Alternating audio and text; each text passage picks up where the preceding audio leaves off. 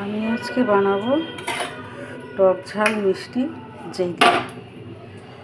আমি এর মধ্যে দিয়ে দিয়েছি সামান্য জিরে, একটু এলাচ লবঙ্গ বেশি করে দিয়েছি, আর একটু সামান্য মৌরি দিয়ে একটু কড়াইতে নিয়ে নিলাম। আর লবঙ্গও আছে।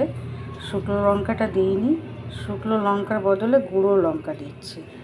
এটা দিয়ে পেস্ট করতে সুবিধা হয়, লঙ্কাটা একটু ছিবড়ে ছিবড়ে থাকে, সেই জন্য একটু ঝাল ঝাল লঙ্কাটা খেতেও ভালো লাগবে, পেস্ট করতে সুবিধা হবে।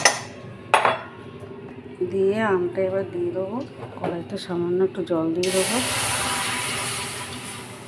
দিয়ে কাঁচা আমটা দিয়ে দেবো,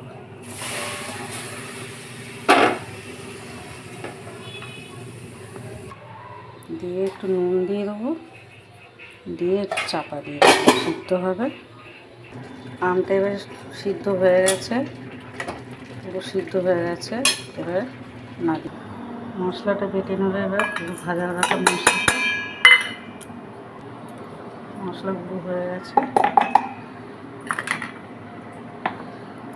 সিদ্ধ হয়ে গেছে। এই যে আমের জলটা দিয়ে ভাবছি করবো, আর এই যে আম সিদ্ধ করে নেটে নেটে সেঁকে নেবো, মানে ভালো করে কাইটা বার করে নেবো আর কি। এই আমটা নেটের কাপড় দিয়ে সেঁকে নিয়েছি, আর একটু জল আছে এটাও দিয়ে দেবো, আর এই চিনি নিয়েছি, আমটা দিয়ে দেবো, ওটাই দিয়ে দিচ্ছি। কারণ একটু সামান্য জলও দিয়ে দেবো, আমের যে জলটা সিদ্ধ করার জলটা, ওটা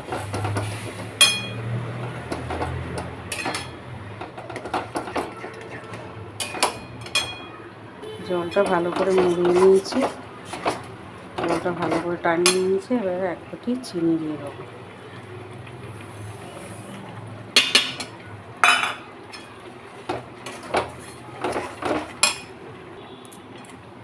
হয়ে গেছে। এবার একটু আমের কালার দেবো, কালারটা সুন্দর হবে, একটু হালকা কালারই দিয়েছি, বেশি দিইনি।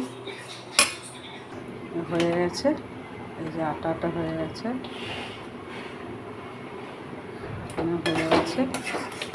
ভেজে রাখা আর মশলাটা দিয়ে দেবে। এটা একটু চালুনে চেল দিয়েছি, যাতে মশলাটা ছিঁড়ে ছিঁড়ে না থাকে, একটু ঝাল ঝাল হবে, খেতেও ভালো লাগবে। ব্যাস হয়ে গেছে। এবার এটা ঠান্ডা হয়ে গেলে শিশিতে ঢেলে নেবো। আচার হয়ে গেছে, এবার কাঁচের শিশিতে ঢেলে দেবো। খুব সুন্দর হয়েছে। একটু ঠান্ডা করে জল দিতে হয়, বেশি গরম দেবেন না, নাহলে আবার শিশি ফেটে যেতে পারে। আর শিশি সবসময় ধুয়ে ভালো করে পরিষ্কার করে, এটা তো সবাই জানে, একটু শুকিয়ে নেবেন।